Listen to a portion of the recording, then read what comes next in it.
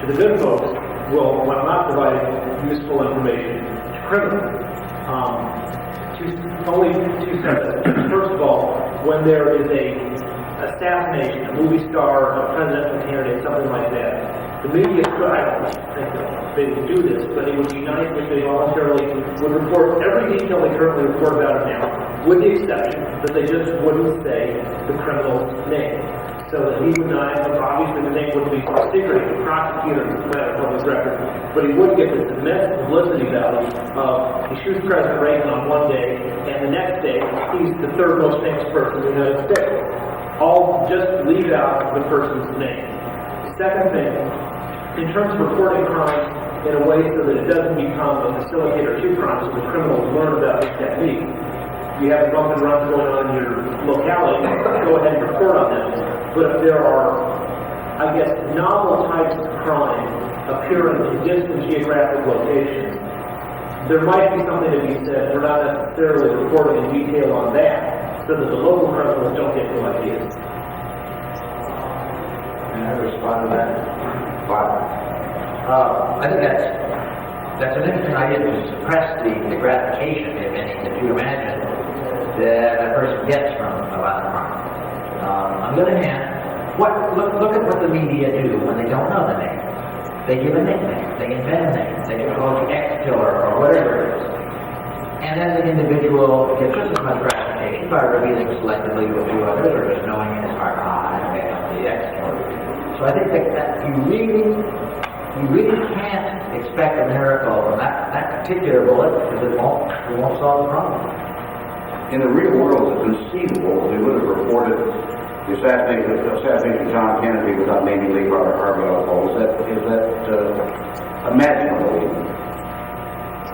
I think, yeah, I guess it is. I think it's not short, no, not tomorrow. But if you look at how the media has moved pretty dramatically, I'd say, in the last 40 years, for how to treat people of color, it would have been inconceivable in 1955 that you would have shows like you do in 1995, television shows, where you have mixed race married couples leading normal happy lives. You might as well suggest you bring up some of communist propaganda would have been a theory back in 1955. And the paradigm shift. I don't have any hope for it happening tomorrow, but perhaps in the long run. And I guess the assassin who is now what we know as the Reagan assassin, well, maybe they need to be a little more border straight and not call, not give some neat nickname like the zebra killer or whatever. Right. He's gonna be in prison anyway. I mean, he'll know he did. He's not going to be able to start selectively tell his friends. And I don't think it's going to stop every single assassination, but I think, if it saves one life, is it worth it?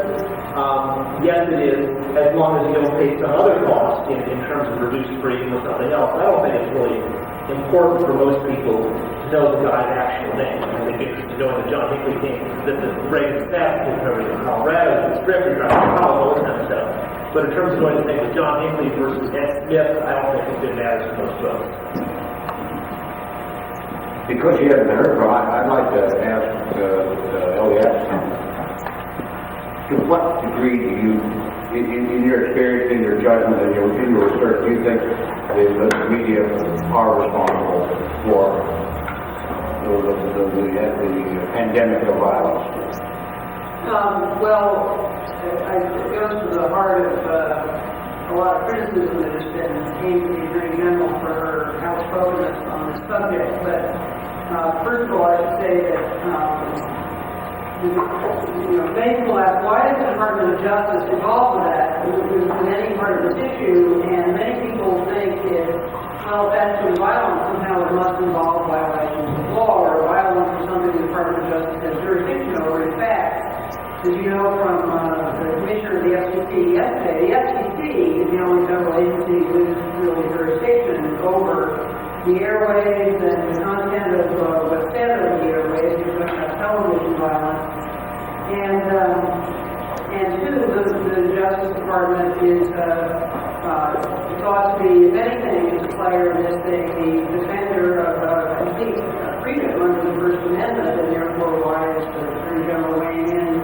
Apparently, some on the other side agree. We are obviously not any kind of scientific body at all, and don't purport to reach our own conclusions based on data or statistics or any primary resource about whether or not violence in the media causes, resonates, correlates with other things that cause violence on the street. We do, however, rely very much on the, I think, as Professor Wright said earlier, really so accumulated body of really first-rate studies in this that it is pretty apparent that violence on television and in rap music, on kids' videos in lots of ways, and I think there's other research that takes another aspect of the interactive video scene. It's even more complex than things that we know about looking at TV and violence, but that it certainly does have an effect. Now, so what is the Attorney General doing this? What conclusions have we drawn?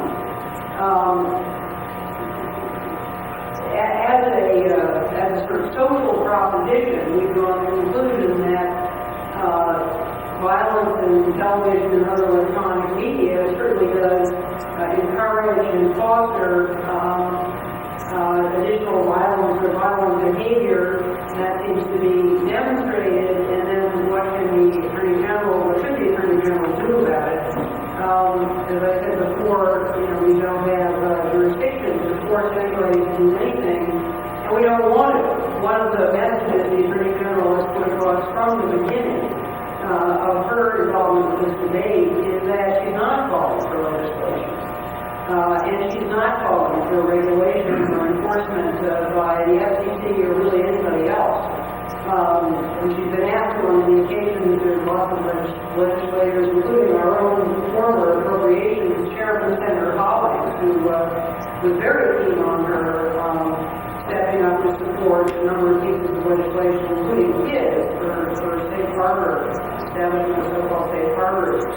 And she's tried to be very clear that that's not what she's calling for. She's trying to be very clear that she's not in any way laboring under the illusion that what happens on television is anything like the kind of problem that is happening on the street and involving severe terminal detriment and intimidating cases lots and lots of Americans, different classes and races and income groups and educational achievement and all this sort of thing.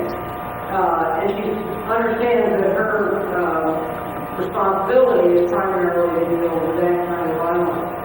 And having said all that, really to sum up what her interest and what the President's interest in all of this is, it really comes down to, well illustrated by the story of a fellow who told me this at a conference like this, who's on the board of NBC.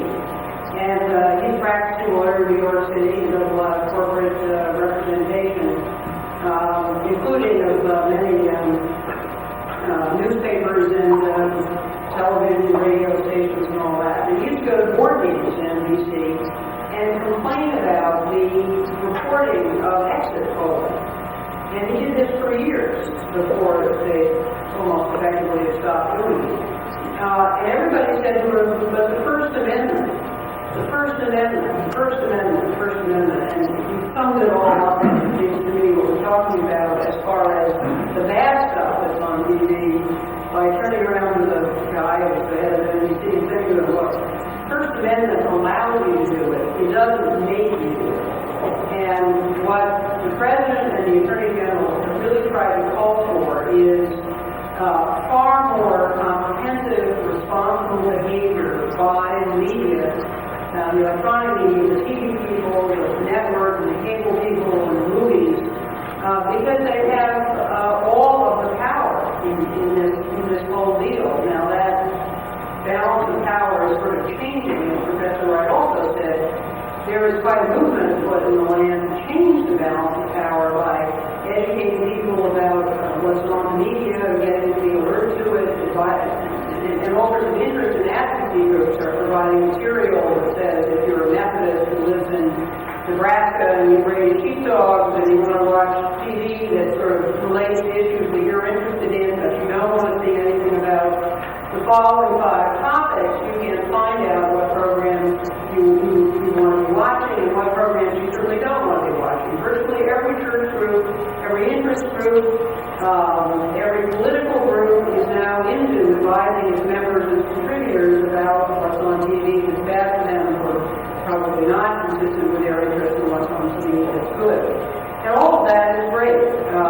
seems to be really terrific. And so there is sort of a beginning of a power shift here because that affects the market, that affects how people watch TV, that affects what they put on TV, but still, there's a massive amount of power and control and in the hands of the people who own the outlets, who write the programs, who direct the shows, and all the Attorney General and President are really trying to do when we saw it most recently in the State of the Union is to call on them to be more responsible and attentive to what they do put on television, essentially educate themselves about what it is they're doing, and I think all of them are doing a better job at that. And then getting to be part of the solution. Let them remain totally free to be part of the problem, but to balance it out at the very least by being part of the solution. And we see the beginning of that too. There's a massive amount of PSAs on TV. Well, first of all, with respect to program content, there are advisories, there are ratings, there's viewer discretion, comments. We see a lot more and all sorts of things that are put out by the broadcasters and cable about what a program is really about, what a movie is about, what a show is about. And you see all these PSAs, the more you know on NBC, which really came out in response to Senator Simon's pressure for television to be more responsible. And now everybody else is trying to do better PSAs that are very consistently, consistent about drugs, consistent about violence, consistent about guns, consistent about all sorts of things that kids can get involved with and get them into trouble. And then there's just irrefutable data that these combinations of things take kids into crime and into violence. There's a lot on that. This last year we've seen on PBS, but also on the broadcast channels and some of the cable, a lot of hour-long programs on youth and violence that you never would have seen a couple of years ago. And people like Peter Jennings and so forth have really led the way in this, much as he did and others did in long programs and popular, in the sense of well-watched and aimed at the popular viewing audience on AIDS and HIV and other sexually transmitted diseases,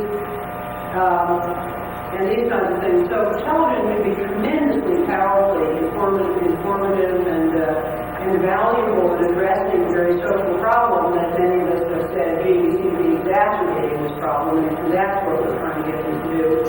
And something else that we've talked about doing, this is a little bit more of a shift in their resources and focus, but given the multiplicity now of so-called channels and the fact that it is the cost of getting on the air is decreasing instead of increasing, given the multiplicity of channels and ways we have to communicate, it may even have to be something that fits within their economic scope too. And that is just think seriously, not just the public sector, and that means television and broad sense by the Department of Labor, the Department of Education. But getting the private sector involved in using television much more aggressively to educate so people who are at home or otherwise confined because of physical disability or whatever can get their high school equivalency and can go to college on TV far more extensively than we do now. To have important, serious job training be available on television at home. So people can learn how to type at home, they can learn how to use computers at home, they can learn light industrial and other kinds of manufacturing skills at home without having to leave home if they have young children or elderly people they're responsible for, or whatever it is.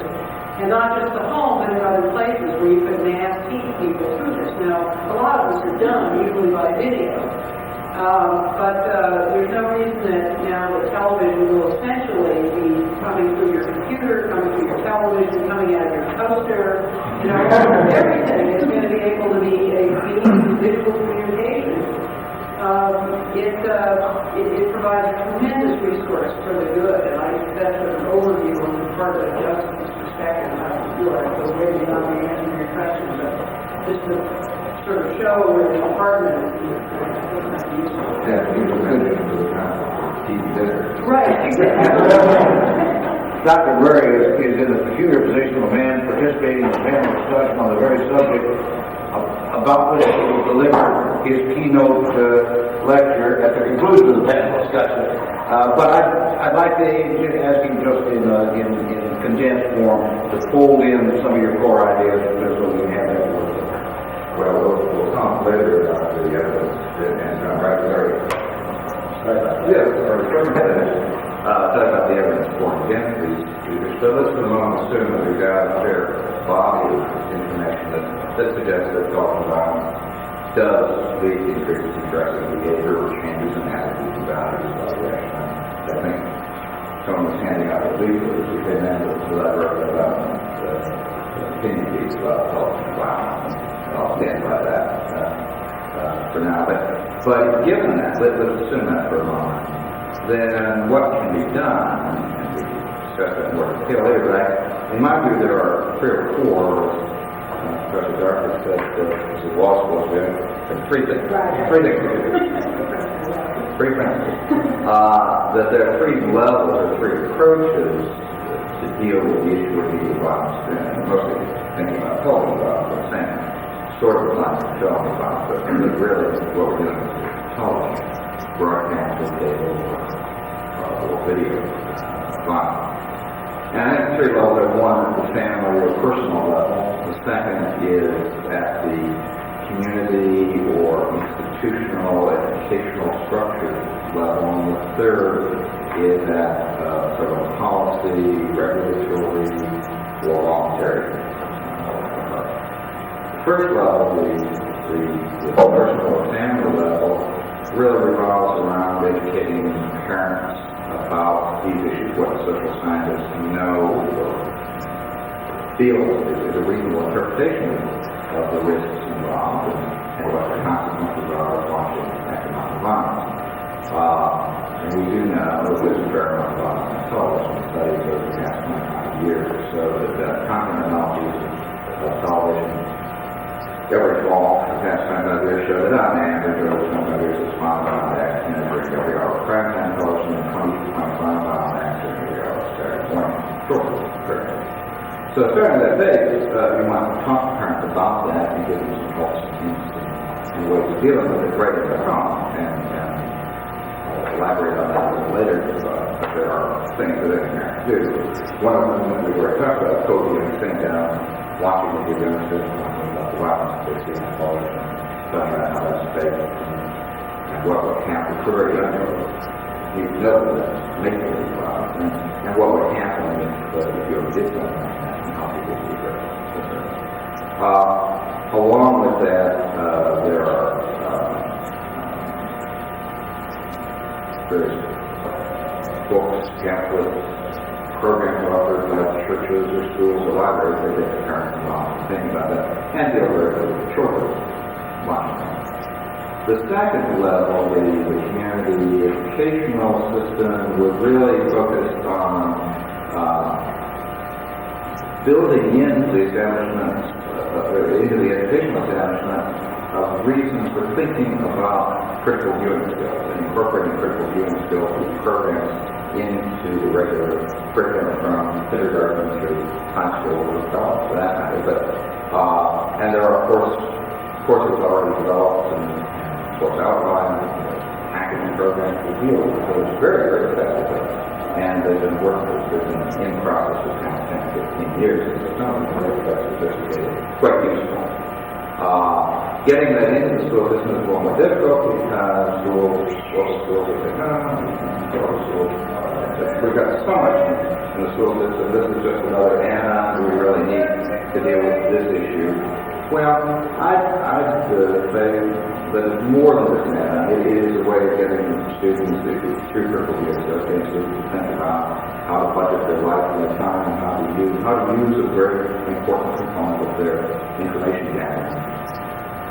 This is watching television creatively and as a literate consumer of television.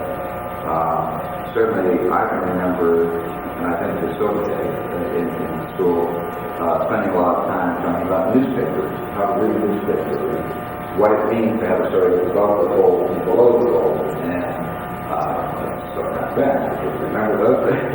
But our children are getting the same thing. Newspapers and education week comes sometime in the spring, where there's a lot of times spent on what newspapers about how to read, how to understand. Why not have the same sort of attention to television, which takes a far greater proportion of the first graders than the Kansas Cities are.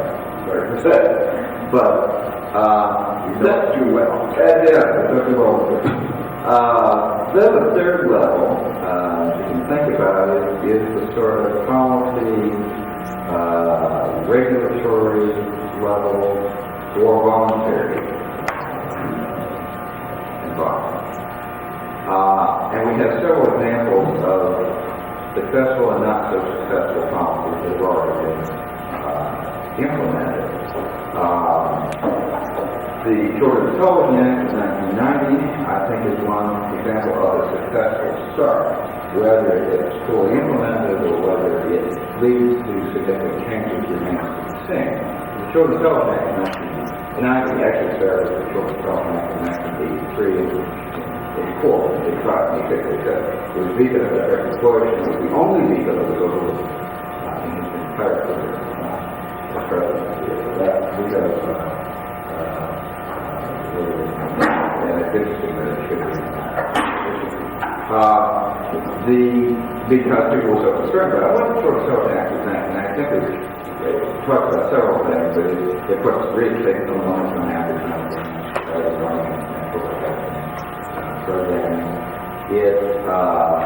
It calls for the FCC to review a station's commitment to educational programming for children at the time when the station's license renewal. You've already heard that when that act went into effect on 1991, the first station coming after license renewal submitted quite interesting selections and programs that they proposed which meet the broad educational objectives of the act. 8 stations in Ohio and Michigan have their licenses impounded because they submitted that they just got no one. I think any station has ever lost a license in history. But 8 stations in Ohio and Michigan have to be the first ones up on this route, and they had their license renewal application impounded while they went back to think about what they were submitting short of correctly because they submitted Teenage Mutant Ninja Turtles, and the explanation for that was that it teaches children the value of working together. They submitted the Jetsons cartoon because it teaches children about what life is going to be like in the 21st century. I won't bore you with the details of some of the others, but I mean, the explanation can't stretch. Anyway, if that act were to be taken seriously and probably had a little more fiddling from the FCC, and the fiddling that's being considered is putting some quantitative requirement on educational programs. Right now, it's just tell us what good things you've done for children in the educational area, and most of them, as John said, tend to be, they're not using resistance. But they have used a lot of PSAs, because those are easy to drop in a little short piece of miniature. They're small segments of the Weather Channel, for example, weather history quiz suddenly fall under that. Table, but suddenly fall under the category of educational programs for children. And that's not what the Act has originally envisioned, but it actually produced some stereotypes for children. Is both entertaining and education. Now the FCC is still pondering whether they're going to have to put some quantitative and time restraints. So one proposal that's floating around is that every station must represent an hour per day of educational programs for children. And that hour should be sometime in the 3 to 5 time. The FCC can do that. They can't get into content regulation, but they can get into broad service regulation. So there's that kind of regulatory activity that might be contemplated. Others that one might think about take us farther afield. One of the, and let me give a little background on why we want to go farther afield. People have often asked, well, why does Saturday morning have 25 per hour and Saturday morning is such a fine time? What's going on? Well, everybody knows what's going on. It's cartoon dramas, it's fast animation, animated fast-paced programs. And the reason there's so much so many violent encounters during that time period is because advertisers are supporting the program. Going back up, it's sort of a conflict theory of culture. Not a terribly blatant theory, but the reason there's so much violence on television is advertising. And why Saturday morning is as violent as it is because of corporate sponsorship program. And the reason, the rationale, the link between those two is that advertisers justifiably want the highest rating of the largest possible audience they can have for their program, for the purpose of their advertising, in order to get a return on investment. Given that, when they talk about child audience, they're not talking about 3-year-olds or 6-year-olds or 8-year-olds, they're talking about the whole child audience, and for broadcasters, the whole child audience is, well, zero, potentially, but probably more than 1.5 to 12 years old. Now think for a moment what kind of program would appeal to a 2-year-old, that would also appeal to a 5-year-old, or to an 11 or 12-year-old. Well, the answer to that, after we pondered it, the only thing that will hold the attention of a 2-year-old and a 12-year-old is fast action, fast pace. The easiest way to get fast action, fast pace. And Sesame Street is a good example of a program that is designed to hold attention to the screen, and was built from the beginning on the principles of keeping maximum attention to the screen by keeping the pace. Now that's what the criticism of Sesame Street at that time as well. But whatever the merits of that are, much. But whatever that is, but they spend a lot of time on Sesame Street, even though the program spending time twiddling with the pace and the scene changes and stuff and hands do to keep things moving along and keep children attending to looking for another lesson. Well, that same principle applies to Saturday morning programming and in general. If you want to keep a 2-year-old and a 12-year-old both looking at the screen so they don't miss the commercial at the same time as so you have to have a very fast-paced program. The easiest way to get a fast-paced program is to have a chase scene, a fight scene, kickboxing, and so most of the fast pace on Saturday morning animation is violent animation. Saturday morning looks the way it does, 25 to 30, 20 to 25 to 30 miles per hour Saturday morning. Now, how would you change that? Well, you make all sorts of appeals to reduce the level of violence on Saturday morning, and there have been times when that's been successful. We'll look at the history of that. But another way to reduce that rather quickly is to break the connection between advertising and programming by suggesting, for example, that advertising be removed from children's programs, and that corporations move from advertising for corporate income to sponsorship in the traditional sense of supporting for corporate image, and that advertising moves from underwriting Saturday morning programming and touting it and advertising the fact that they're doing it on prime time on adult programming to enhance their corporate image, but remove their advertising, selling what I call the Snickers and Snickers problem, selling the fast food and sugar cereals and snacks and very expensive free box. Ideally, that's moved from the Snickers and Snickers problem to a corporate underwriting. Now that may sound like a radical move, and there could be legislation introduced that would do that. Canada produced that kind of legislation and removed all advertising on programs to anyone who is of age, and it survived the Supreme Court charge. I had to follow it recently, it back on the Supreme Court's docket, but it certainly survived a couple of years ago, a charge. The Federal Trade Commission in the U.S. proposed removing all advertising for children's television for children under the age of 6 or maybe 8. Back in 1978, as one possible remedy as a result of a 2-year-long investigation of the Federal Trade Commission into what effect advertising has on children, and they came to the conclusion, with many parties involved in that advertising to children under the age of 6, maybe under the age of 8, but certainly under the age of 4, advertising per se was false and misleading. Any advertising. because children of 4 or maybe 6 or so lack the ability to weigh competing claims, make informed judgments.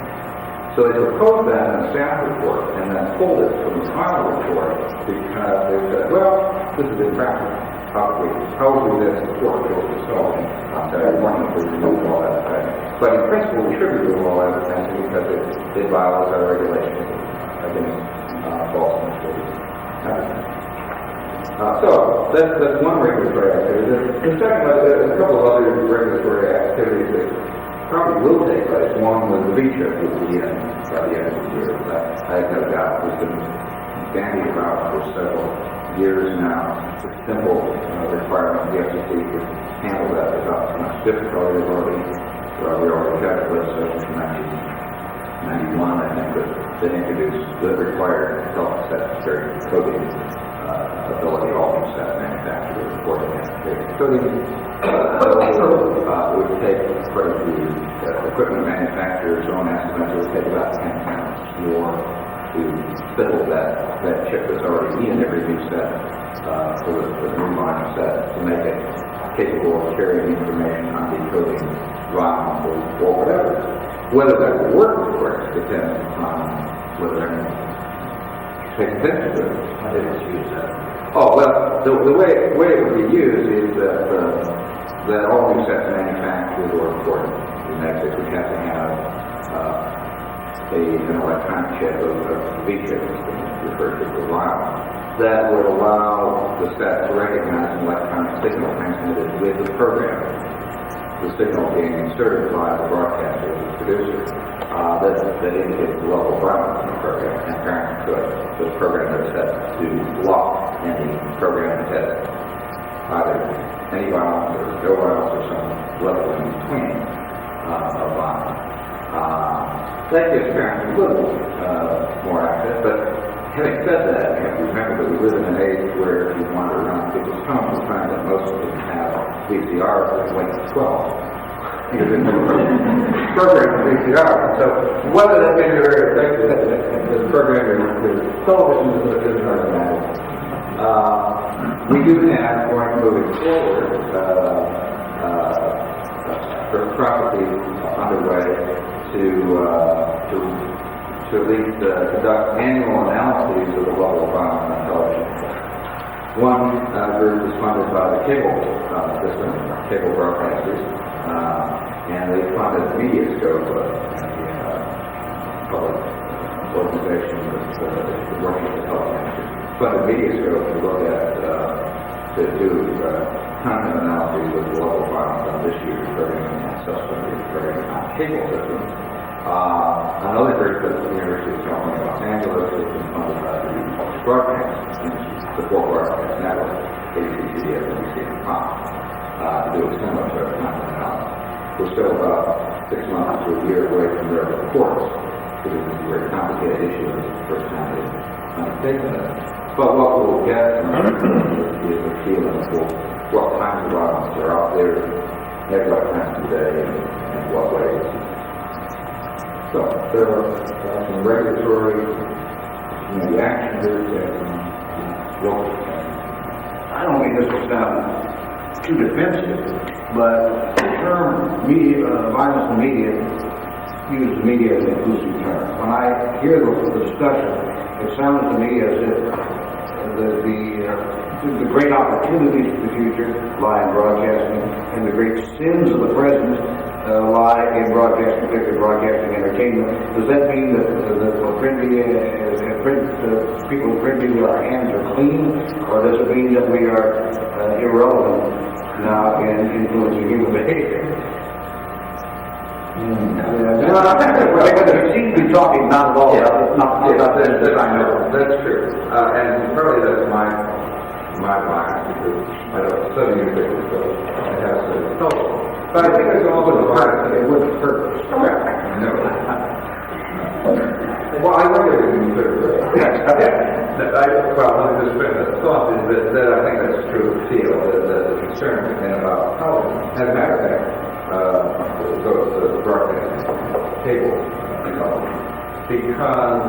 the concern really had its origins in questions about the impact we felt on children. And at a very early age, and then flow over to conserve about these issues. Very good. But certainly adults are affected and children by the I'll make that more statement back later on. I think the printed press, like the television broadcast evening news programs, there's a lot of research which suggests gives people a grossly distorted understanding of the crime situation in this country, and they kind of think that certain kinds of rare crimes are much more prevalent than they actually are. It makes people think the crimes are higher than they actually are. It leads people into all these sort of national crazes and panics which don't even really exist. Denver Post either essentially caused national loose-knit and panic back in the 1950s with a tremendously sensationalized and almost wholly inaccurate story about that was supposedly this great problem. The only extent it was going to became a problem because everybody was reporting this problem and said, oh, that's flu. And I think it leads to all sorts of terrible policy decisions, the way the media jumped into the drug panic in the late 1980s being only one of them. But that all said, I don't think there's any serious research which suggests that serious daily newspapers, the Kansas Star, New York Times, Denver Post, that what they do has any effect in causing criminal violence. I think they often hamper an appropriate response to the criminal violence problem, but I don't see the kind of disinnovation or imitation or anything like that going on in the print industry, partly because I think the folks who are modern criminals tend to be subliterate book people who are not daily newspaper readers in the first place. I sense that Professor Dark is being the table. No, I was just fine. I was listening to hear it and see the criminal life. But agreeing generally with the remark that things that are overstated, particularly we're talking about crime and what the current, who the criminals are, certainly the African American community is taken, and a lot of communities develop a serious hit because the constant portrayal that every black man is, out to commit a crime a minute, so that people like my husband, for example, even in his suit, cannot walk down the street without being, like little pulling her curtain, because she thinks he's going to jump her in a minute. So that kind of thing,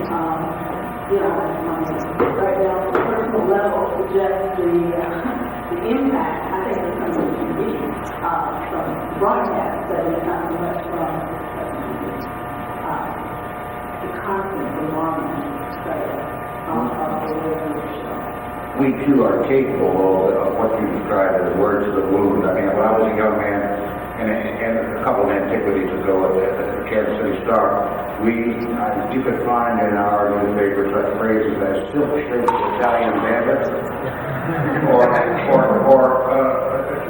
large Negro men large African American men were routinely referred to as strapping Negro. Oh yeah, And that was, of course, at a time we had no minority representation at all in the staff paper. We are very conscious now of not only words that wound, but the words that might wound. There is a zeal about this that tends sometimes to become excessive. A list of terms was circulated by the dictionary for hidden terms, circulated because I don't recognize the University of Missouri, just the term of the Department of Justice, where it came from, but it consisted mainly of words that no journalist I know could use without being fired, on the one hand, and terms so arcane that I couldn't understand their meaning. And then it finally, absolutely ludicrous, when we were admonished never to use the phrase Dutch treat on the grounds that it might be offensive to people of Netherlands extraction, suggesting that Dutch people are stingy. Now that's absurd. At what point does sensitivity become some kind of crazy? My father was fired from the Civil Rights Commission in the city of Tucson, Arizona, for saying in an interview when asked, do minorities have equal employment opportunity in Tucson, for example? Could a dishwasher or a restaurant get a job in City Hall? And my father said without thinking, he wouldn't have a Chinese chance. It's hard being a white liberal. Well, part of the problem is, of course, as Bill read before, is hard being an American and not have the stereotypes and, not have a whole catalog of words that we at our disposal, because we are constantly vetted, and our children are vetted from the very beginning. So part of it is the problem, how do we get this out of us? How do we sort of all sort of get educated, slowly used, so I'm going to say educated right now, but so that we slow down our thought process a little bit and think about, hey, this is something I want to say. Why am I saying it? Now, I may still choose to say it, but I think that, like, for example, when I think about the words that I would rather not have in the, I see no reason for them. I don't see any real value for them. I also then realize that not for all purpose. For example, the word nigger. Now, I didn't want to go through some of the works that are written by African Americans with refugees in literature and say, okay, excise niggers, from those books. Or making something up from people. Because I'm thinking about how is it used? What is it meant for? What is the purpose, the design behind it? And I think that's really the point about the word. What are you trying to accomplish? And if your point is to degrade and oppress and basically communicate that you are not a member of this community, that's one type of language we need to talk about, because it's also a reflection of that. If your point is that, look, I want to talk about the way these words perhaps communicated what the attitudes were of people during a period of time, I want to chart in some way progress. I want you to understand more about the person who was using the language at that time. That seems to me a little different. And I think that part of the way this discussion takes place is in terms of, you have a list of words, a dictionary, and you just don't want me to say these things. I'm like, it's not the word itself, it's what's behind it. Our context, we have to think about both the particular context in which we're operating and the historical context. And then we make those decisions. But what happens now with the First Amendment again is that we don't even get a chance to have that evaluation, because the answer is don't touch it. And I'm saying, well, slow down. Maybe we need to touch it just a minute so that we can try and figure out whether there isn't a line, a safe line. Given the direction and movement that we believe we've taken already at this time. Kind of back to your question, I think there are a lot of different thoughts here going on about different things, and all of them are really fascinating. So I thought throwing a few, maybe not so fascinating, but I'm getting thoughts of my own. Well, I'm going to say, you asked about the print media, and I think it's interesting. I think we're going to have electronic media, television mostly. With respect to news and news programs and political debate shows, even ones that are advertised almost on the edge of violence, watch John McLaughlin carry on with his right line up and his left line up and all this, and the Mary Maitland and Maitland and the Democratic woman that she is. It's very interesting. As hard as those people go at it, and they personally attack each other all the time, even though they're all very good friends and call each other jerks and that. They are very, very careful. You will never hear, because of the way they police those programs, even with Lawson, and all this carrying on, you will rarely hear words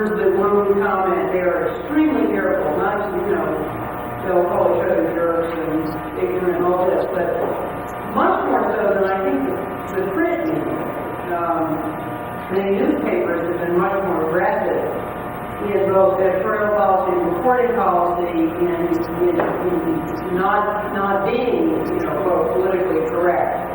And, for example, there's a guy who's an editorialist for the Boston Herald who now shows up. For some reason I was glad to move Boston to that, but, I don't have to read Don Fader anymore, but sure enough, there he is in the Washington Times. I mean, that guy writes stuff that is really, it's not because people shouldn't agree with him. He has a point of view. But the way he writes it is just total heat mongering. I mean, in my view, that is editorial policy, words that wound, and the guy not only personally believes all this stuff, he really believes it with a vengeance, and he comes at it using all the words that wound. And it's interesting. I don't think it should be banned, but I see much more of that in print than I do, interestingly enough, in any kind of electronic newspaper. That was sort of one thought in the book that crossed my mind. The other thing that has struck me since I've been in Washington, and the very few things I do know a lot about, is second and totally unconnected thought, is that the electronic media, for some reason, I don't know whether their sources are better and they're able, they have a better, that they are the leakies or much more highly placed leakers or what, but they have, particularly CNN, much more accurate, comprehensive and accurate information about what's going on than the print media. I am staggered at, and I agree with Mr. Kopel on this, that even the New York Times, which I think is probably the best American newspaper, consistently not in their editorial policy, but in straight reporting, the Washington Times, which is very, very good on some things, Boston Globe and Boston Herald, which are very good on local political news things, and you can pick great papers, the Atlantic Constitution. But it's amazing to me how completely ignorant that good, hard-working reporters are. And they will go with a story about something because they have to, because it's happening and it's not in their paper. That's going to be a bad thing. But with a really remarkably incomplete or completely inaccurate set of facts about what happened. Now, they think they're the facts, and I think all of this is in good faith, and I don't think it's laziness.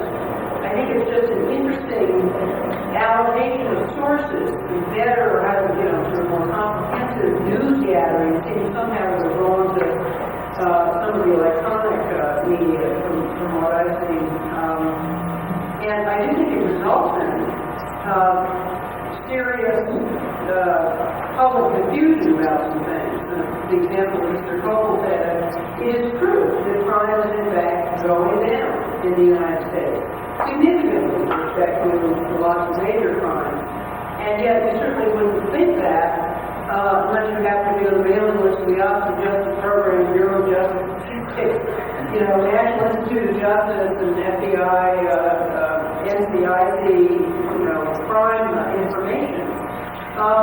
But I think that is a good example of popular misconception, although it conceals some other problems that probably aren't focused on it. And just with respect to the substance of that, the media, I do think we are in a far more serious drug situation than anybody, that I would disagree with you on the content of, but anybody has appropriately reported on NR. The worst failing of the last administration, both Republican and Democrats, is the inability to deal with the drug issue in this country, weighing on any other crime factor at all. The other factor, which has to do with crime, that I think a lot of the print and electronic media are focusing on now is that it's certainly a very, very good thing that it's dropping, and there are a lot of reasons for that, for which national administrations of both parties can take a lot of credit, and certainly local government. But it is not, there are many communities in the country for which it is not dropping, it is rising, and they are becoming completely entrapped in the whole crime experience. There are communities which contribute to their own community almost 100% of the malefactors, of the perpetrators, so that the African American community in this country, particularly the low income part of it, is much higher proportion of white community is almost entirely entrapped in a cycle of crime that is perpetrated by African Americans on African Americans, and African Americans perpetrate almost all the crimes they perpetrate on African Americans, not on white people. And this kind of stuff is rarely known, and is creating closed communities that are sinking lower and lower and lower. Same is true of increasing, started out very small, but increasing portion of Asian communities. And that community broadly becomes bigger and bigger. So there, as I said, these are unconnected thoughts, but it does seem to me, in the great part of the media violence, that it's interesting how much more effective all media could be, but I think particularly print media, in communicating the real facts and the real story, and I think they have been in recent years. We rotate so slowly here that in order to react to everything that's been said since the last time I talked, I have to give you unconnected thoughts too. Maybe we should rotate faster, but behind it all. Just the psychologist's perspective on it. Print versus electronic media. Even, and you very nicely, spell out the point of view of the generator of media, print versus electronic produced. But from the point of view of psychologists, understanding how children process that information, it's very clear that the harder you're working to process information, the less vulnerable you are to casual presumptive messages that assume values, that slide ideas into your head without much critical thought on your part. And in fact, it is easier to process electronic media's message than print media's message. And we all know that. It's a measurable difference. Not a big factor, but it's enough to make an impact if you're comparing print news with media news, with broadcast news. And it is the broadcast news that can slip assumptions into your consciousness more effectively. Now, I don't know what that means about the quality of the news. I'm saying given equal messages, electronic news may impact children more heavily. Second, some of our studies started with the same idea that John Murray offered you about action and violence, and that you have to have chases, you have to have fast movement, you have to have a tremendously wide audience range that you need to make broadcasting to children in any way commercially profitable. And so what happens is that action and violence become the rule that is passed on to the script writers and the producers as lore and myth and belief that if you ever depart from that, you'll lose audience. And it's partly true, like all myths, but we sought to unscramble that by making high action, low violence, low action, high violence, high, low, with all the same content. That's what we do over the hall at the top floor with our Critics Center. We take broadcast materials and re-edit them to make pure cases for test audiences of the combination. What happened was that in terms of holding eyeballs or getting kids to agree that they wanted to see more of that kind of programming, high action beat low action, whether it was violent or not. So now we come to the point that the chase being the fast movement, a race, a benign race with highly uncertain outcomes and a big prize at stake, a school bus teetering on a guardrail for 20 minutes, while good-minded people all struggle to save the occupants, is just as gripping and just as likely to hold an audience, including a trial audience, in any amount of mayhem. And the broadcasters can do this. They've shown it over and over again. They can do it with great skill and great talent, and given a little funding, remarkably well. But what did the the Children's Education Television Act of 1990 appropriate for trying out pilot programs, for grants to pilot programs for kids to enable people to try new experimental ideas, less than well-funded backyard producers who get a chance? Well, quite aware of the dangers in doing this, and remembering what happened to the National Endowment for the Arts, Congress very cautiously gave them $2 million. That will fund perhaps 2 pilots, and that's the total appropriation. So we have a long way to go on the policy regulatory side. I would like to talk finally about the persuasion side and our ability to change what happens by changing sponsorship. That's an interesting matter. I would like to point out 4 areas in which the casual behavior on fictional programs, especially sitcoms, which are especially violent, has been influenced by citizens groups who know it's a problem. The first one is drugs. And by and large, all children's programming and a very large percentage of primetime programming has been cleared of casual drug use. It just doesn't happen much anymore. It's not funny to put your nose down on a straw and a strip of fake powder on a piece of glass. That isn't funny anymore. That isn't necessary to end plots anymore. It's hardly happens unless that is the documentary focus or the very explicit dramatic focus of the program. We've won a major victory by persuading them not to do drugs as routine things. Second, we've won the battle on seatbelts. Just by a bunch of people getting together to say, it is too macho to put on a seatbelt. It's macho, it's smart, and it's manly, and it's okay. And it's also feminine, and smart, and savvy, charming to put on a seatbelt. And not to make a fuss over it. Virtually all of the law enforcement heroes, and the detective heroes, and the miscellaneous heroes put on seatbelts routinely without talking about it. And that is a major turnaround in the last 5 years, and it was done entirely by citizen pressure. Now, okay, we won 2, we lost 3. We cannot get them to show safe sex, we cannot get them to show married sex, and for some of us, we're particularly insulted that Hollywood's view of sexuality is that it ended 10 years ago when I was 50. We've lost safe sex, we haven't won safe sex yet, and we haven't won guns. We won cigarettes, yeah. That was the DNA of regulation, including industry self-regulation. But we haven't won guns.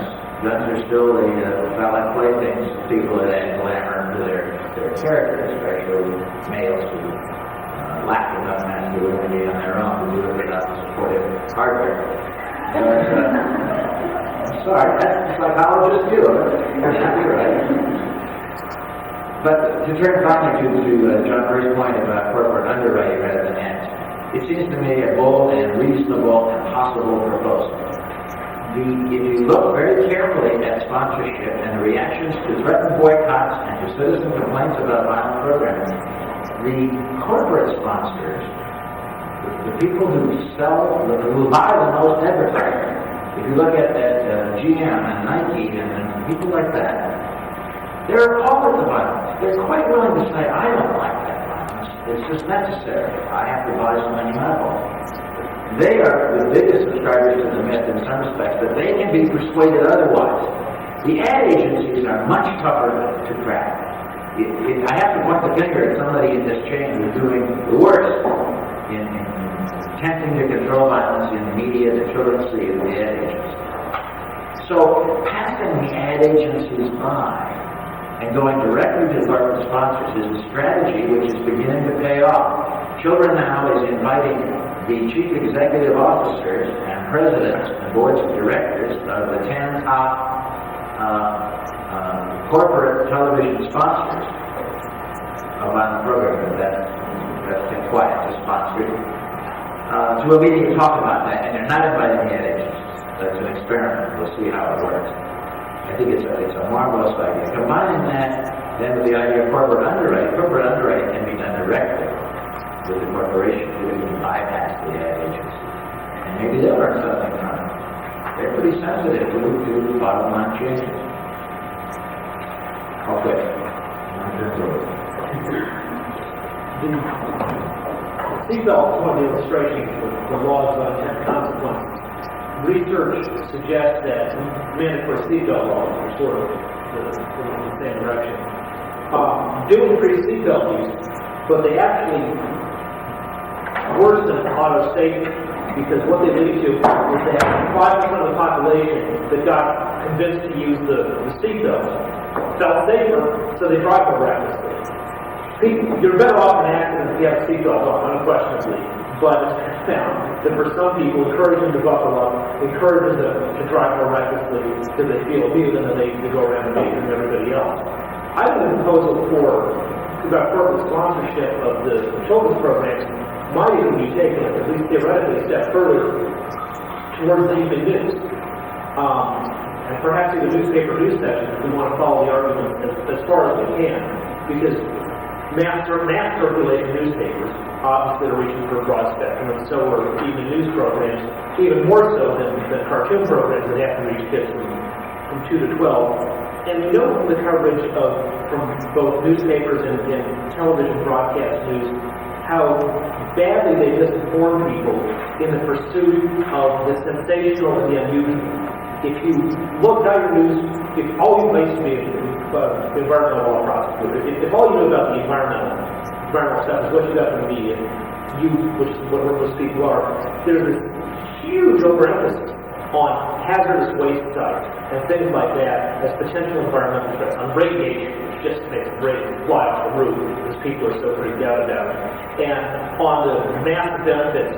of recycling your soft drink bottles and things like that, which is not a bad thing to do, but it's by the consensus view of the EPA's environmental scientists and just about everybody else. Those issues are at best at the mid-level of the spectrum of actual environmental risks we face, and actually probably toward the lower end. Crime reporting, say, of a paper like Lawrence is actually tends to be more accurate than things like the New York Times, the Washington Times, or the Denver Post, because if you read Lawrence paper, you'll get just about every crime that happens in the city, above a parking violation. So in aggregate, you get an accurate picture. In New York City, they don't have, or Los Angeles, they can't put every murder in the newspaper because they would have room for everything else. And so what you get is, like Professor Dark was saying, this inaccurate view of what crime is.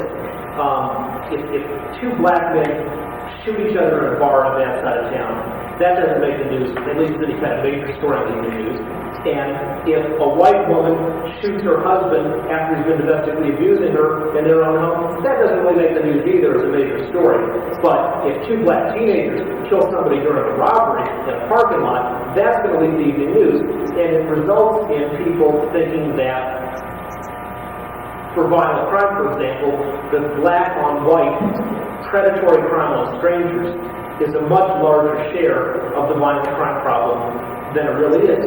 And part of it is, I think, and this is especially where the print media, I think, could be better, because for a lot of the electronic folks, I think they're entertainers, and I don't expect much more of them than I would expect out of Flipper in terms of actually entertaining. But for the print folks, they do have the daily deadlines, but they also have some time to pull back and work on perspective pieces and investigate the beats they're covering more. And too much of the way the print media runs things is driven by the panic of the year. Back in 18, we know now that crack was a major problem in New York City and developed into a significant problem in a number of other urban areas. But it was not a nationwide problem. The problem at least nearly to the degree to which crack got presented as an immense national coast-to-coast crisis in 1987. In 1991, I think, Harris Bush received Dick Thornburg in Pennsylvania as a special senator election, running on the issue of health care. And suddenly, we were in the midst of this tremendous health care crisis. And we had to do something. It almost didn't matter what we did, but we needed more laws. And we had to do something because there was all of a sudden this huge concern on the health care crisis, which had existed the year before, and now it's kind of gone away. And in 1993, as Acheson points out, we were actually a little safer than we were in 1992 based on the criminal justice statistics. But the media, as a result of all the class killings and a few other events, just went berserk on what was replaced the healthcare crisis was now the crime crisis. And one study showed that the number of homicide stories on the network evening news tripled from 93 to 92. And so everybody got scared out of their pants. Like stuff, everything was getting worse. Well, back we were a little bit, unless we're a branch of Diddy, we were a little bit safer in the first year of the Bush administration than in the last year of the Bush administration. So when we had these panics running from one to the other, it makes it so hard in the long run for folks to think and come up with intelligent policy. And part of the reason you have to panic is because You have to sell newspapers, you have to sell advertising space on the evening news. And as long as you're trying to pull people in, you're not going to get as many people. You know, if you run a story that says radiation risk virtually nil for all the population, people aren't going to buy that paper. And if you run a, crime story, then nothing, there wasn't much crime going on in the city today, except in our city of 500,000, there was one case for predatory homicide. We won't talk about that. Let's talk about more interesting things like waste or seatbelts. People aren't going to watch that either. So I guess I'd like to ask you, to what extent does the argument about why taking away commercial sponsorship of children's programs, can that not be extended to other forms of programming too? Well, the answer to why focus on children is that that's a special population, and it's one that is a ill served industry generally, with the exception of other reference, and with some limited cable, very limited cable. And the hope is not to diversify programs. We get diversity in children's programs, reduce some of the economic pressures on secret transfer program format for the myths or the assumptions that people are operating on. Right, one, you either debunk the myths or you provide some alternative program funding streams. I know not how the industry would respond to the general, well, let's remove all that. Television says we're all working newspapers or from elsewhere about this. Not going to work. But I do think we can make some concerted efforts on enhancing educational programming and entertainment and diversifying the program formats by going either directly to the advertising corporate sponsors or by moving in the direction of eliminating and controlling some of the advertising pressure Of course, I don't think it works for newspapers because in television entertainment, it's clear that whether it's direct sponsorship or direct advertising or sponsorship, the sponsor would have some influence over the content of it. Would have some influence over the content of the entertainment. The entertainment here, the quantum care associated with itself. Well, certainly at that level, if they decide whether they want to be on there or not. But they don't have, in the discussions I've had with the broadcasting industry, and they've not self-serving, I suppose, maybe as a result of it, the bottom line is that they really agree with the sponsor of the program, except in really special circumstances where there's a lot of discussion ahead of time about what the content of the program is going to be, and you want your program associated with that content or not. The only other direction is sponsoring, but it has to end because it certainly provides an opportunity for action every 13 and a half minutes. What I mean is we know that an ad is coming out, the drop rises just before the commercial break. So as long as you look at the program, it's $10 commercial dollars, and you know exactly where it's in. On the subject of words that loom and hate columns and the value of a clean heart that you were referring to, I can't imagine our newspaper running a column with the kind of content you described. I mean, the hate column. I'll tell you how sensitive we are to that issue. I wrote a column several years ago, updated in a moment. I fathered 2 daughters. I want everything the world can give them in the way of opportunity. I want nothing to be closed to them. I don't consider myself a sexist. I'm married to a woman who's a colleague and a friend. But I often write truthfully about myself, and I wrote a column that I meant to be perfectly innocent. And I said, I've reached the age where I hardly know anyone in the room, can't smoke at the office about the only reason we're going in is to hang around the water fountain and hope for a little sexual harassment. Well, I had the bad luck that was written with a clean heart, but I had the bad luck that I called it written 10 or so days in advance to come out on the day the Clarence Thomas hearing began. And I was hauled before a committee of my much younger peers, all who, thought I was evil and cold. I think, but we are sensitive to these issues. And I made a bit of a joke about the Dutch Creek thing, but we are very careful about this.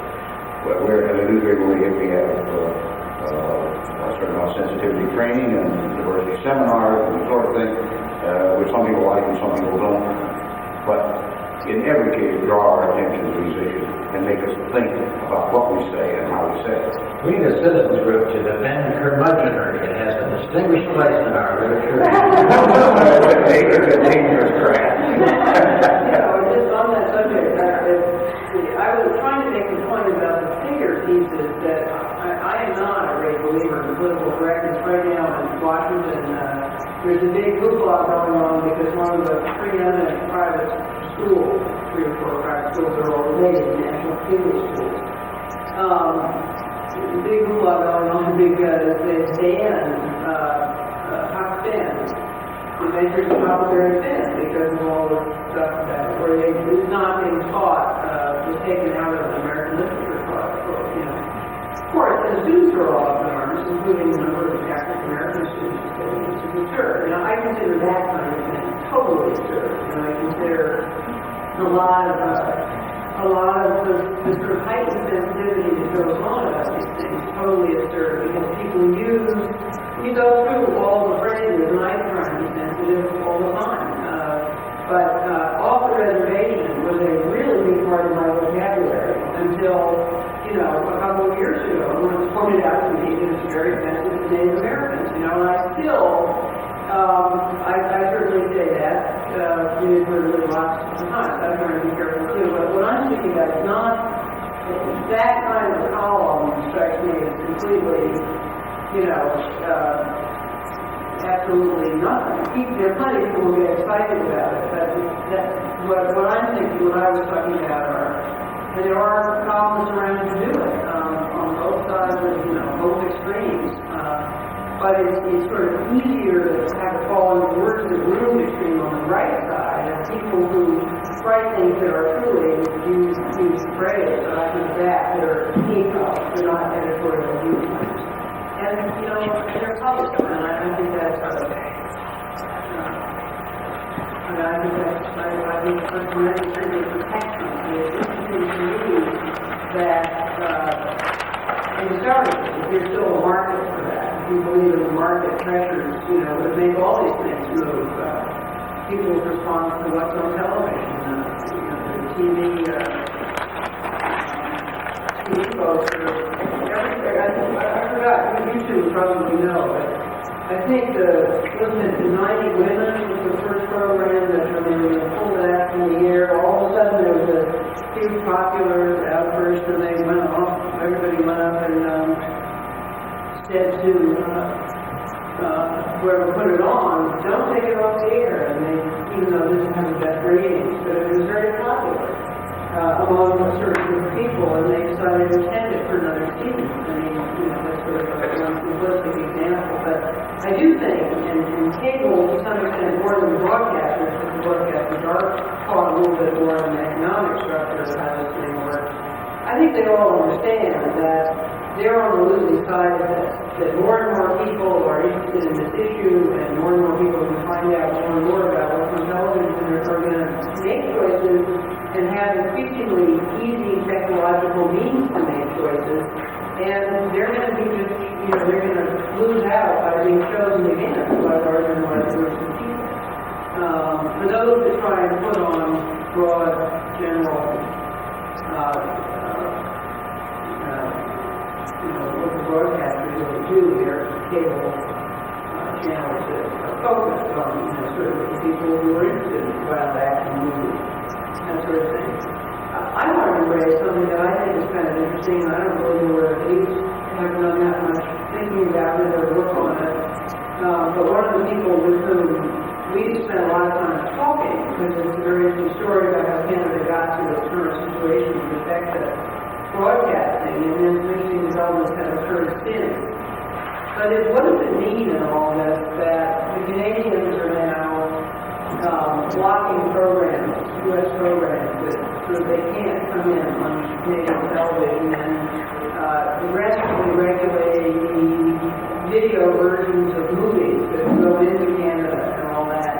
It's obvious, it's already been stated, that they have a much more rigid, much more regulatable, and they are in fact using that space to regulating aggressively. They have this very, very broad, basically quote, voluntary agreement among all broadcasters, but it was done with a lot of hot breath of the government on their necks to do it.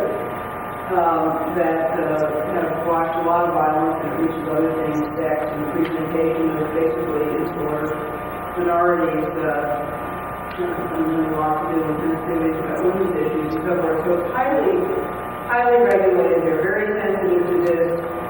We had the incident of the young couple in Canada who was just got married a couple of years ago, who were arrested for killing the younger sister of the wife, and it was just a horrible thing. I mean, it was, what hard copy, I couldn't wait to get up there, there were many jets and so forth. It was a horrible story of intentional, wildly praised, premeditated, sort of, Jeffrey Dahmer kind of level stuff. And that was the first exercise of blocking American news programs, because the Canadian news broadcasting industry had decided they were simply not going to broadcast news about the investigation of this thing. And of course, up around Buffalo and everywhere, American press are doing this wildly. And now that blocking increasing numbers of programs, and other countries are not purchasing to show on international television the Mighty Morphin Power Rangers and other programs. Has anybody thought about what this means? I mean, it's clearly going to have an impact on our rights, but what's it going to mean for, if anything, for what the industry does? Supporting technological background. Don't forget that way over half the population of Canada can get U.S. broadcasting around any property. And that everybody in Canada who isn't in that area has access to the satellite station. So the blocking isn't all that effective. So maybe it means nothing. Well, it raises the principle whether it's good enough or not. Let's talk about the principle. Yeah, it elevates it as a quote bad actor in the perspective of countries that have very different rights definitions than we do. Question I'm just curious about. Well, having lived in Australia, we lived in Australia from 1973 to 79, and even then, the topic of discussion was American television program. For several reasons. One was violence, not all American program that was being exported and being purchased largely by the commercial broadcasters in Australia, as opposed to the government stations. The government stations, so the public broadcasting system is a very much bigger operation than U.S. stations. And so the questions then were about level amount, and then also the cultural impact of American programs on Australian culture. And so the government moved to focus on non-native produced programming for sexual focus required. We were 25% of all primetime programming had the Australian origin programming. Canada has done that, I think. I have problems with it. Canada has some native origin requirements not only for television but also for radio stations and music. And so it's hard to separate that concern about national culture versus economic or social foundation of American creative products. And that's what's behind the whole gap treaty arguments about the films. Frankly, are always in the forefront of that because we're concerned about that. Having said that, I of violence and entertainment. And we've heard some discussion earlier today that, of course, I made it up, but I will tell you that violence itself is the one format that is easily exported to other languages and other cultures, where comedy, humor, doesn't travel well. That travels well, which is usually based on something in, you don't know something about the cultures, and then it's just understand some humor and the performance humor. But violence, kicking, shooting, hitting, mainly seems to be universal language. And so our Schwarzenegger here, as an example, has made a million, not from domestic release of the film, but rather from the gross receipts from all over the world. And he receives from domestic show, from minuscule shows. In parts of Central Africa, you cannot get Schwarzenegger films with subtitles or dubbed dialogue in Swahili or anything that's locally known, and they're just as successful. There's very little language important. I wonder if I might at this point, for about the next 10 minutes or so, invite some questions from the floor. We'll infuse new energy into the discussion here, and then we'll take a short break and come back for the comments. I just have a comment regarding corporate sponsorship. That does interest me, partly because I'm not sure how exactly it does work, and whether or not, as far as children's broadcasting is concerned, if that would create or cause less programming for children without the possibility of being able to sell Power Rangers through commercials. Well, there's two issues to that. One, there are examples of corporate sponsorship or underwriting that have been quite legendary, and Sears Roebuck, for example, has underwritten Mr. Robert Neighborhood for 25 years. That's public broadcasting, but and to some extent, for example, CBS underwrote Captain Kangaroo for 25 years before they lost in 1984.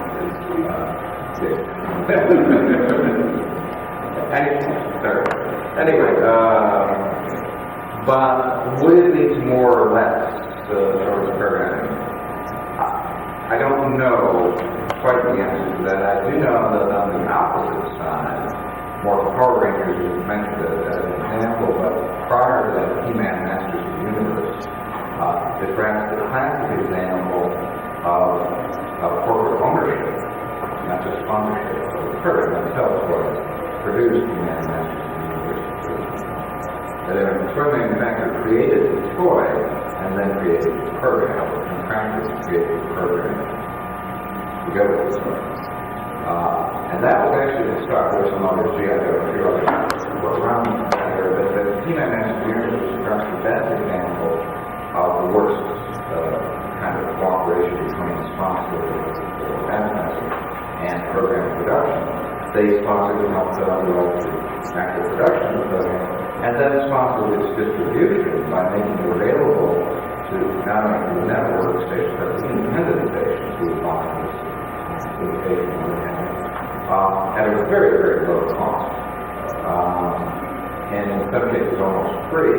And then in the case of the TV station, but it wasn't limited to the particular independent station that took He-Man Masters into a few years back, they also provided profit sharing incentives by giving a kickback to the station for every He-Man Masters of the Universe stuff, lots of stuff, sold within their broadcast spectrum, within the prostitution. Well, that did two things to really inflame the whole debate about this issue. One, it linked production and content with selling, with the advertising in a way that had never been before. It linked the distribution in ways that had never been seen before. And it meant that He-Man Masters of the Universe and other programs were modeled in that same kind of production distribution. would within a few years wipe out children's television. It would all be what could become now as TLC, program linked commercials, because they were really picking their own thing. You can't enjoy the program, or you can't have a choice about watching the program, and watch the program, and choice. You got 5 months of choice. And at the same time, they made it available so cheaply that no station in the right mind would buy anything. Whatever, because they had to pay something for those programs to cover the cost. When they could have all this stuff for free, control the whole children's schedule, these kinds of TLCs. Now, the FCC did step in 2 years back and prohibit prohibitions against what was called post-selling, so you couldn't have He-Man Masters of the Universe commercials on He-Man Masters of the Universe, but you could run G.I. Joe commercials, He-Man on G.I. Joe. And they ran back to the scheme with the Twitter, so it worked. You got the business, you got the if it was leaked in the minds of those parents, that was just fine. And that kind of selling. But I believe that there are many corporations out there that if this were open to them, if they weren't competing, the problem is they're competing against another station that will be running ads for super clusters, and all you get on your program that you can support it, thanks so much to Caroline for being kind. But I think if we want to push that a little bit further and make that much more visible opportunity, particularly for the programming, particularly as a couple with an FCC regulation on quotas, quantifiable quotas on educational programming for children. If the FCC tweaks that, which I think they're going to do,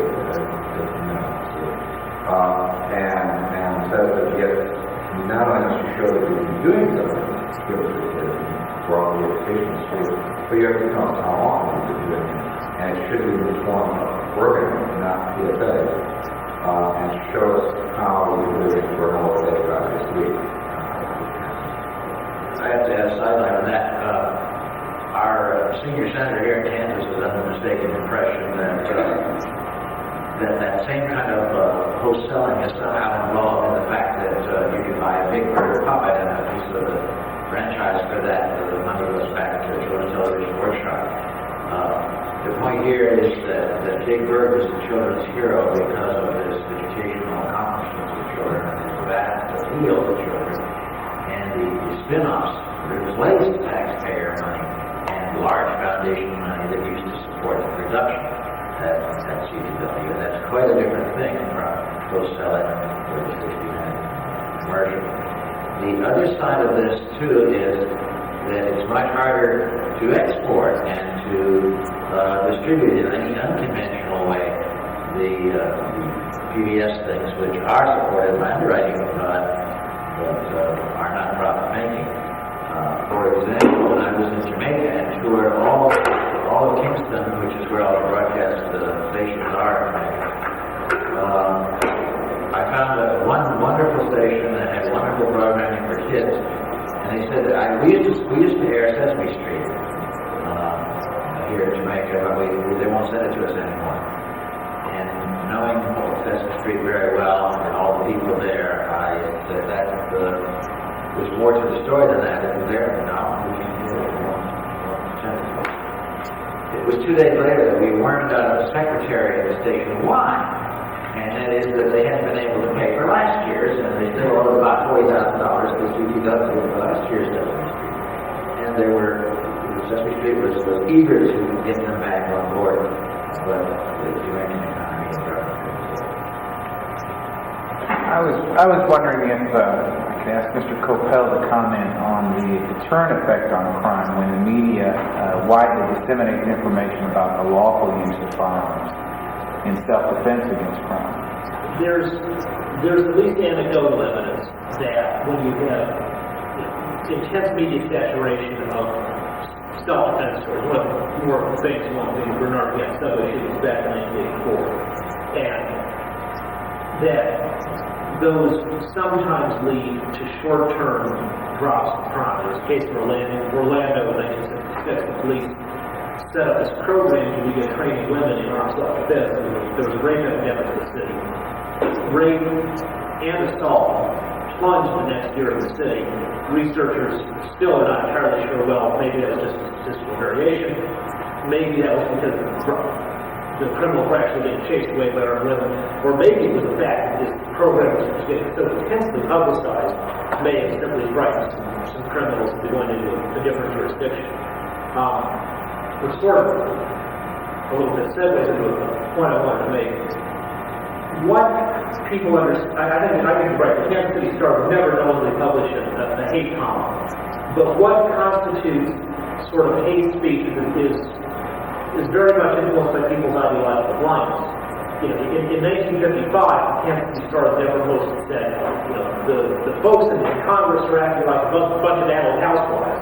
That would have seemed like any kind of slur back in 1955. Now nobody would say that because they, thanks to Professor Darb and other folks, they would correctly recognize that women are, you know, the women are actually just as smart as men, and you shouldn't say things like that. And I think with that is exactly right. One of John Fader's great flaws, even though I think he's sometimes brought up the issue, is he comes in with this presumption that nobody who disagrees with him could possibly have an honest motive. The only reason you can disagree with John Fader is not because you disagree with him on the facts, because he's right on the facts, and you must realize that too, because it's so obvious.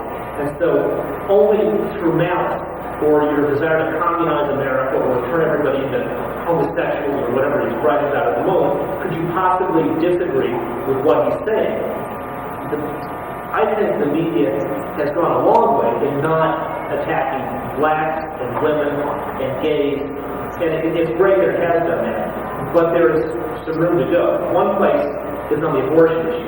Like 99% of people who work in the media, you know, I'm not the media, I'm very strongly pro-choice, but I think the pro-life faction frequently gets covered as a bunch of anti-sex coups, and I don't deny that that's part of the pro-life faction, but it's hardly the whole story. And I think that there's also some room for improvement on the coverage of the gun issue. Today's lead editorial in the Kansas City Star is about whether Missouri voters should be allowed to vote on whether to have concealed weapon permit law in the state. I agree with the conclusion of the article. I don't think it's the kind of thing that should be something for the voters. I think it's the legislature's job to make a decision on one way or the other. But the way this article is written does not allow for anybody who disagrees with the starting position, which is against concealed weapons in general, to have any legitimacy. They want the government to reimpose sanity against lawmakers who care more about the opinions and cash contributions of the gun lobby than they do about the best welfare of the citizenry. My dad was in the Colorado legislature for 22 years. I know there's a lot of legislators who don't care much about things one way or the other. But I bet there's at least some legislators in Missouri who actually sincerely think this is something that's going to enhance public safety rather than because they're getting paid off by the gun lobby. And the conclusion, it amounts to visiting deliberate warfare on ourselves. Well, it's an argument that's not particularly well supported in there, but there's no recognition in here that the people who favor this law believe that they will improve public safety, because the only people who get permits will be licensed, trained citizens, and they'll use the guns effectively for protection. Now, whether or not that's factually true or not is a sincerely held view, and this editorial doesn't even bother to raise this to dismiss it. It simply says the people who disagree with us are getting paid off by the gun lobby, and they're deliberately visiting warfare on us. That's the kind of that's hate speech against gun owners and against people who believe in the right to keep and bear arms. The papers need to do a better job on all kinds of divisive issues of strongly advocating the point of views they're for. That's what editorial page is for, and why papers are supposed to be opinion leaders. But at the same time, doing it in a way that recognizes that people who disagree with them are doing it for good motives rather than because they're evil, malicious communists, or because their brains connected to John Fader and they're evil, malicious anti-communists. And that may have been less necessary, that kind of care may have been less necessary when there was a great multiplicity of voices, and when there were 3 newspapers in Kansas City, but now that there is one, there's a special responsibility to examine the issues on that. Right. And I think in Washington, it's okay that the Washington Post can call the Republicans are fascists, and the Washington Times can call all the Democrats are communists. Because that's sort of, you know what you're paying for, you're getting the part of the Newspapers think they're all sensible. We're going to have to take a break here and come back with great anticipation talking about 8 o'clock. And basically take one more question. There's one that is burning out there that can't be Well, it's not burning, but it doesn't make things equal. Maybe to throw in something about the audio media, just the radio and records, because I'm sure there's something that you can Get on the internet and get on Kid Media at airwaves.com. And when it gets to the subject, just put subscribe. Doesn't matter what the message is, we'll automatically put you on a very interesting list. I want to thank the members of the panel for The great. for the insight, for the years of experience they brought to the discussion and their willingness to be part of it. Thank you all so very much.